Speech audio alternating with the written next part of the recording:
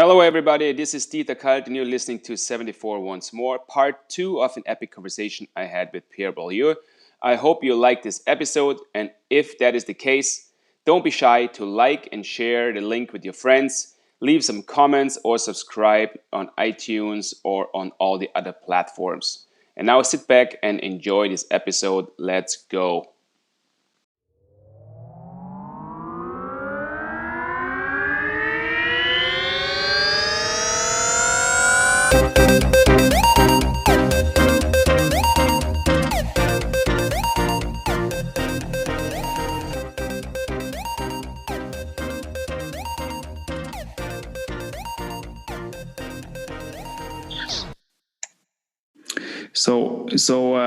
This is something that I can also highly recommend to anybody.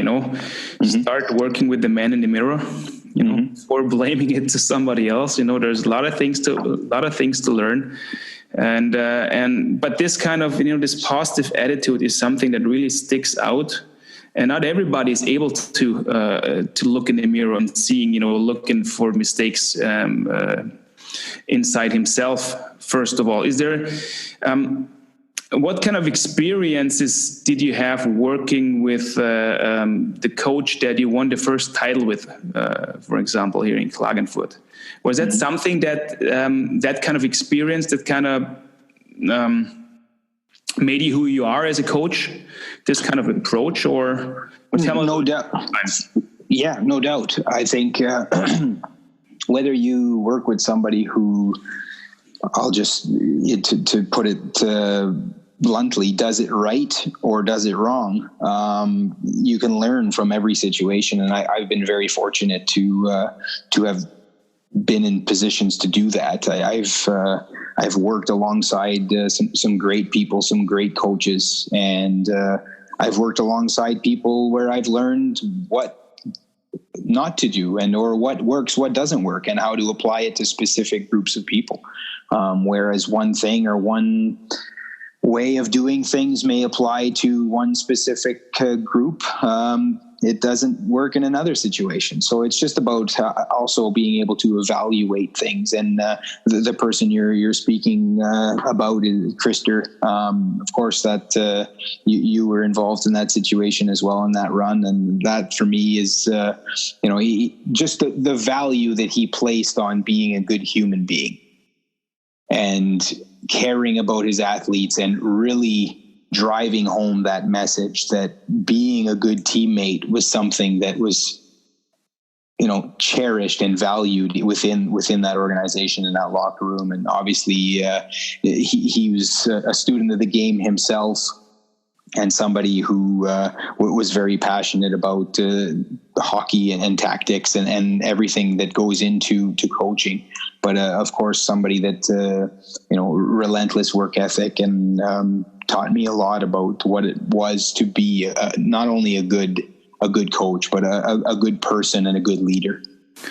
Is that we talk about the personal qualities that people being successful have, and I have this kind of experience myself. The higher you go up, usually the more successful people are humble, nice people. They know how, they treat people like they want to be treated. Some people call that the golden rule. You think, is that something that applies to sports in general? Or is that something that is extraordinary in professional sports, where the public might see it, or it's transported like a stone cold business? It's just treating people like meat. Is that the kind of experience you have too? I think, yeah, I've seen both sides of the equation, and unfortunately, I say unfortunately because I cater to the first part of the equation there with being trying to be a good person first, and I think with that you attract so many other good people, and that only extends beyond what you think might be capable, and creates so many opportunities for new relationships. But at the same time, in sports, it is very cutthroat, as you said, and I think that again, depends on the group of people that you have. And unfortunately, that other way, I think, has a place. But at the same time, that's not my vision. But I think that more and more you're seeing coaching and those kind of jobs that fall in that same category. People look to be good people first, and with that you attract, as I said, so many other good people, and the opportunities that you can create for yourself are that much greater. I think if you're thinking long-term longevity, that's definitely the approach. Well, you've been talking about creating opportunities, and I want to rephrase the question a little bit. Do you see a difference? And you've been working in different organizations. Mm-hmm. I don't want to judge anything now, but do you see special qualities in organizations that are more likely to be successful than organizations that have a history of not being overly successful? Is there something that sticks out? How they do the business, or how to treat the people, or attitude in general? Yeah, I think that of course, any successful organization, you have people that are like-minded. So I think anytime you get a group of people together that are not only passionate but very good at communicating, and everybody understands what the goals and the visions and the plan is for the organization, you can then work objectively towards achieving success. And whether that be a development model, whether that be a championship model, I think organizations that have good people are genuinely more successful than those that are more attractive to someone that is maybe somebody who is motivating through fear, or somebody who is more of an individualistic mentality, that kind of thing, where I think longevity and you see in organizations that have consistent success, they have good people, they have a good culture, the players represent what the organization represents and wants to be pictured as. So I think that's where you see in sports, where you see those long-standing organizations that have that ongoing success. A perfect example, Golden State Warriors now, from a business model to a development model to an on-court success model and coaching philosophy and management philosophy. They're at the top. They're top of the pyramid right now in all of professional sports. Mm-hmm. Mm-hmm. So what's your personal ultimate goal professionally? For me, I think, I would definitely like to coach at the highest level possible. From a professional standpoint, I think it's a difficult challenge, as we alluded to before, based on my background. I didn't come from a long playing career in the National Hockey League, where you've got that network of people you can look into and tap into. So it'll be about trying to create those opportunities through networking and education. And if that's possible, then of course that would be my highest goal, would be to coach in the National Hockey League. But I understand how difficult that is, and I really love the trajectory that I'm on at this point. And I think that I would like to become a head coach as well. So that's something more of the short term. And I think that working in any of the top leagues in Europe will keep me happy for a long time.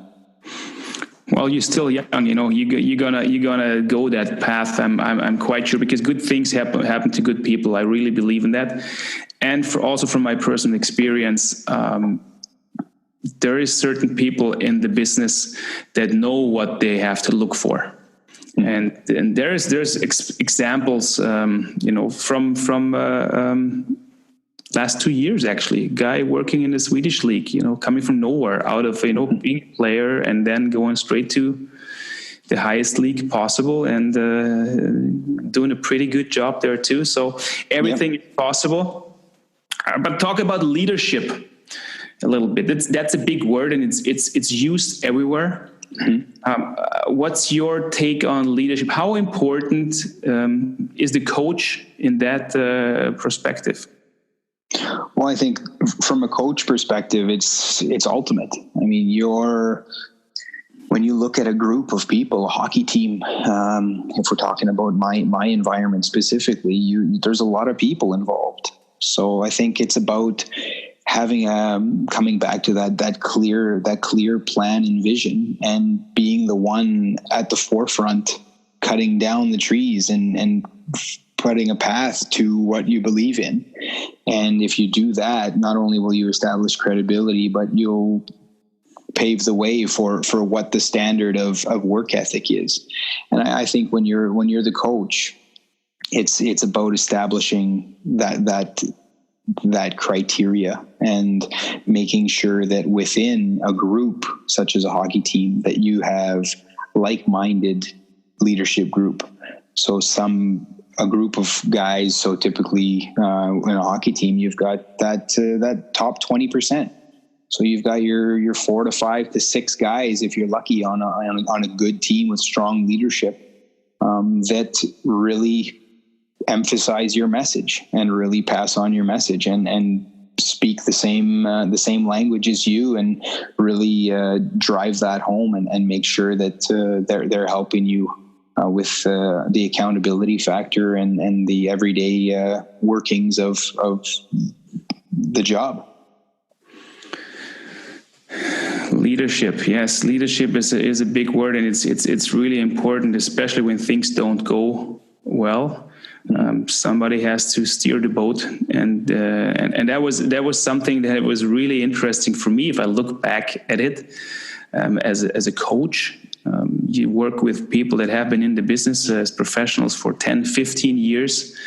And then there's this overtime situation, and who's going to take the penalty shots, or who's going to play on a 5-on-3, and everybody's turning around in that 30-second timeout and asking, what are we supposed to do? Things that I've been doing for years, and now you have those 10, 15 seconds to give the confidence or make everybody feel insecure. So leadership is a big, big word. For sure. But let's talk about winning is fun, and winning is great. And I want to talk about a saying that I have been thinking about lately quite a bit, actually. It's that, in a team, even keel. Never too high, never too low. Yep. Which I personally think is total BS. I always used it myself, never really thinking about it, but now I think about it a lot. For me,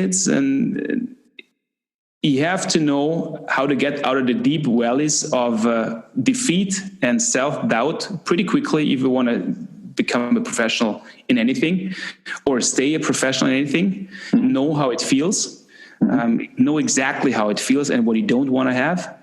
But when you have the chance to win, and you have that winning feeling, that victory, that ultimate success, ride that wave, baby. I don't mean it in a bad way, but emotionally, stay on this path. So why take away the highs? It happens, and I see it so many times.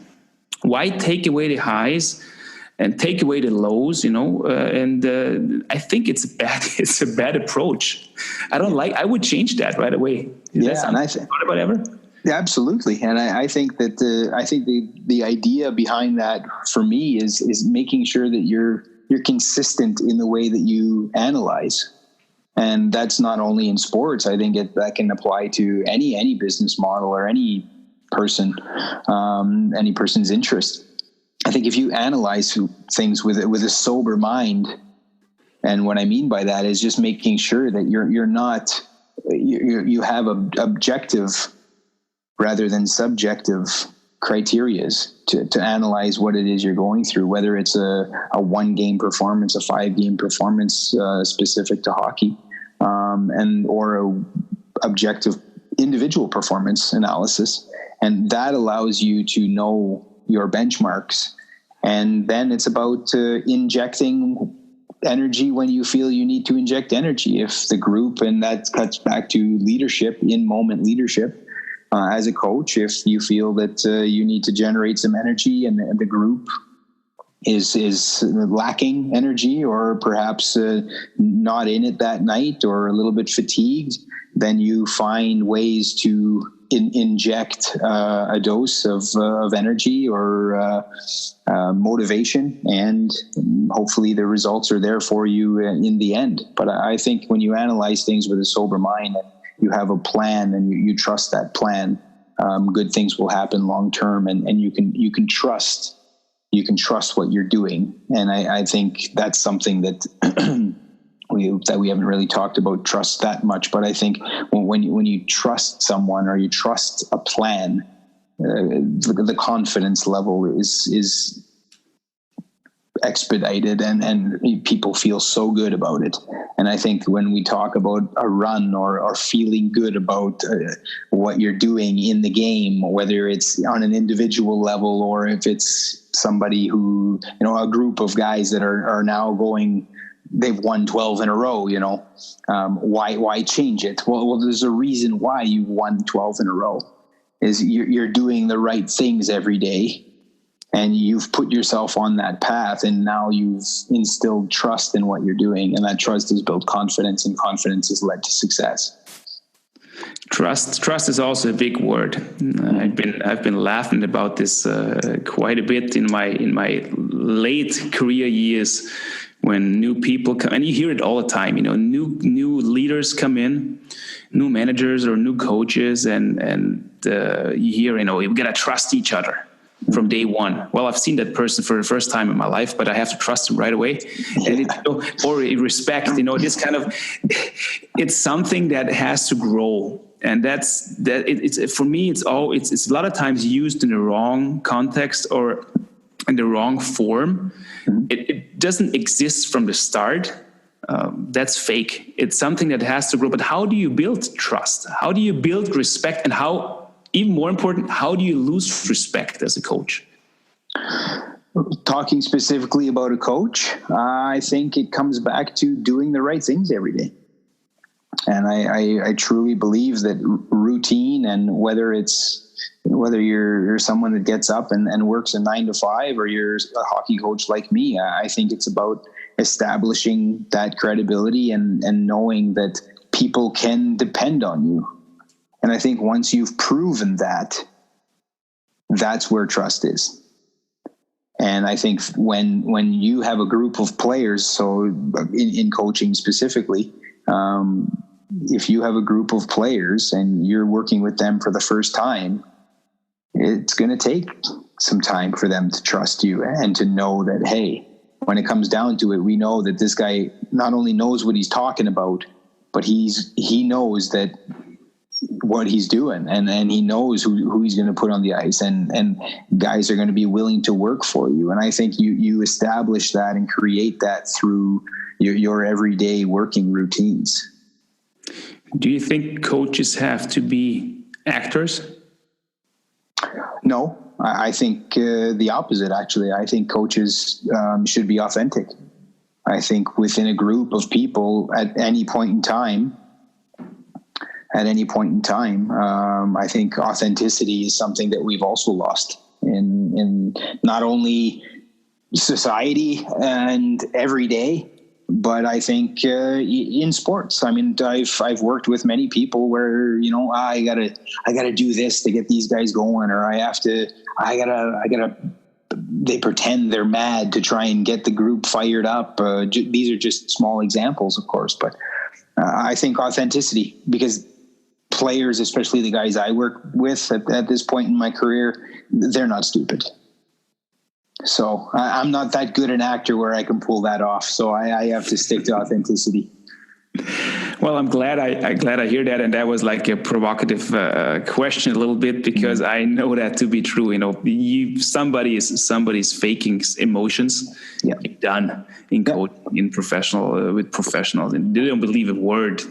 Just speaking after that, and there again is right back to, that's one example of how trust can be lost. It can be it's that fragile once you've established it, and maybe you've been authentic for the first 2 months of a season, and guys are believing in the plan. Guys are liking the tactics. It's engaging, and then that happens. Okay, maybe he is not who you thought he was, and maybe we shouldn't trust him. Like any relationship, it's a lot easier to ruin the trust than earn it. Yes. So ruining something, that's a key word now, because the next question I'm going to ask you about failure, defeat, or upsets. What's the biggest? And failure is the wrong word for it, but you know what I mean. What's the biggest upset in your something you regret in your career, or mistake that you made that made you learn a lot of things about yourself? Yeah, I think again it came down to we just alluded to it.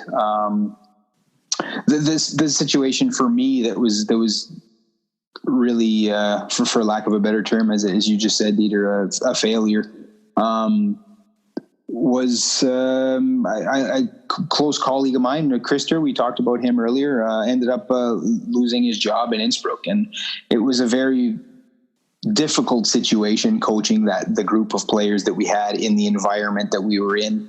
And there was things where I thought maybe I could have guided him a little bit more. I could have, knowing who he was as a person, I should have been more vocal at trying to get him to focus on the right things and trusting that instead of allowing him to spend energy on things that really didn't matter. As I said, part of that was lack of experience at the time. Part of it was, I just didn't feel confident enough to do it. And that is the part that hurts me, because as close as I was with him and some things that I saw, I never spoke up, and I never said, hey, maybe we should rethink this, or maybe try this approach. And I feel like I had some solutions and some context I could have shed on some things, and I didn't, because I just thought that he knew what he was doing, and I respected him enough to let him do his thing. And in the end, that wasn't respect at all, when I should have just spoken up. And who knows, the outcome may have been the same in the end, because as we talked about earlier, sports is a very fragile thing. But it's and that's something that for me was definitely a big learning curve, and again speaks to authenticity and being true to who you are as a person, and being vocal when the time comes, because that's not easy. That's not easy to, if it's whether it's providing advice to someone who may be a mentor even, or if it's somebody who's an equal or somebody who you've just met. It's not easy to verbalize critique and be that person, but those of us who can do it are usually very helpful. All those experiences, and I've been in the same boat with you, winning a championship as a coach. We're like, all right, that's it's not a bad feeling, that's not that hard. Of being not as successful the season after, knowing what you know and trying to do the same things again, and only, like I said, only so many things you can really influence.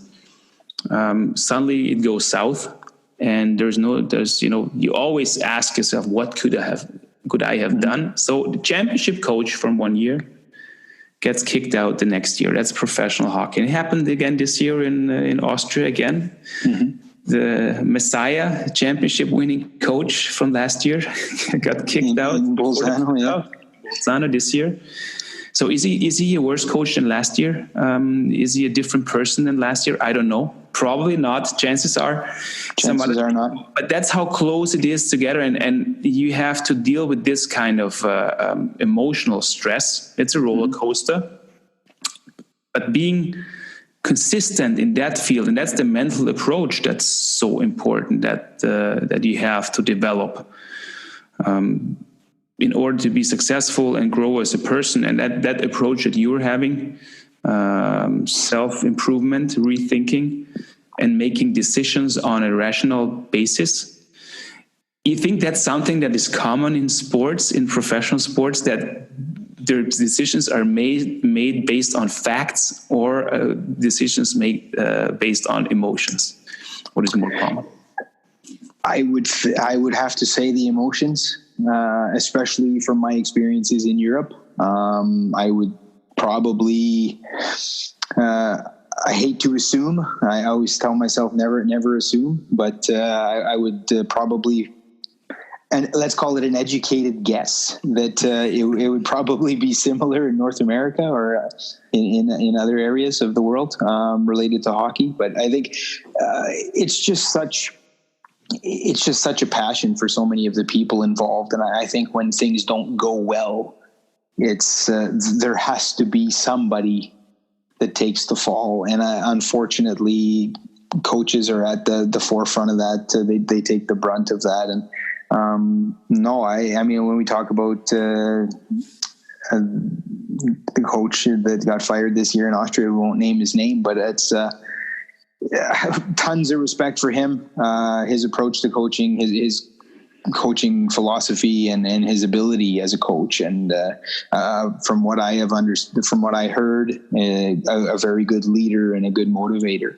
So how he goes from being someone who takes an organization from the bottom to the top in 1 year, and then is gone halfway through the next season is beyond me. But I think, again, that comes down to organizations having a plan, emphasizing the vision and the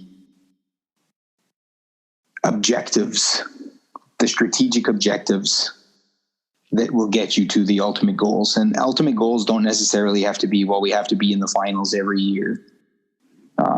It can be a longer term process. But if you're an organization that expects results and the results are not there, there better be a clear answer, or there better be a contingency plan in place where that organization can understand, okay, well, we didn't hit on this strategic objective, but maybe, okay, we're heading in this way, and maybe we can get here, and then we'll come back and be able to springboard from this place and this position to winning again. But it's not easy. There's no doubt about that. So you're still young, and I mentioned that a couple times already. So you are still young. But if you look back, if you could give an advice to a 20-year-old Pierre Beaulieu, what would that advice be? Advice to my younger son, the 20-year-old Pierre, would definitely be take a step back and enjoy things a little bit more. I operated my life on from about when I was about 16 to when I was about 25, I operated life on a very intense scale.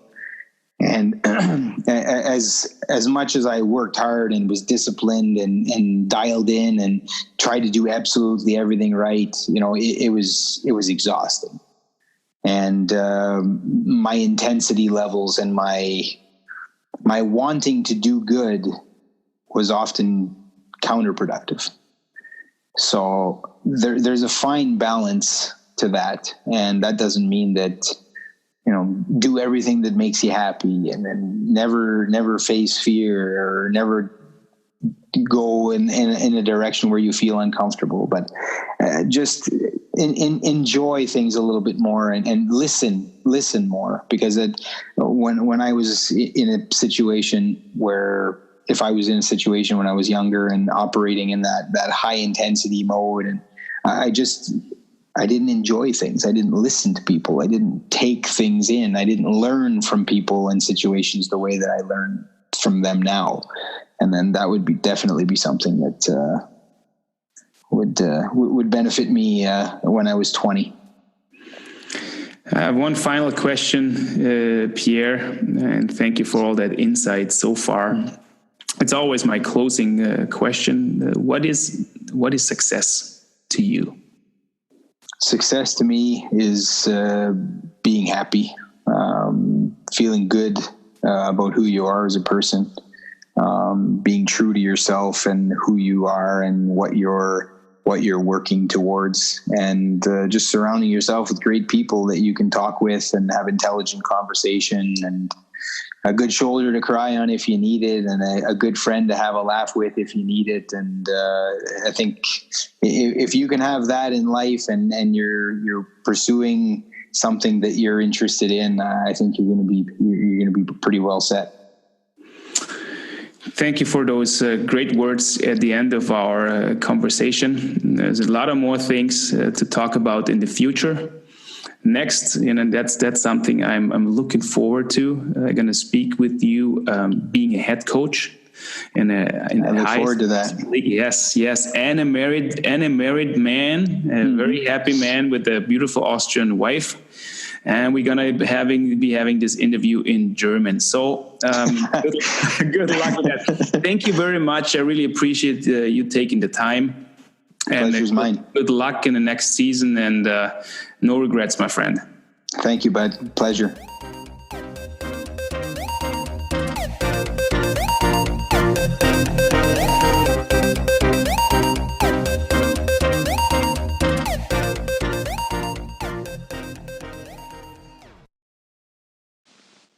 Thanks for listening to this episode. I hope you like the content. And if that's the case, don't be shy to share, like, send the link to a lot of friends, and leave me some comments. And let me know what you think in general. Let's talk about it. Who would you like to have on for a guest? What topics are you interested in? Write me an email, send me a direct message on Instagram. You can find me on Facebook and everywhere. Just look at hashtag 74 once more or at DieterKalt74. All right, thanks for listening, and I talk to you soon.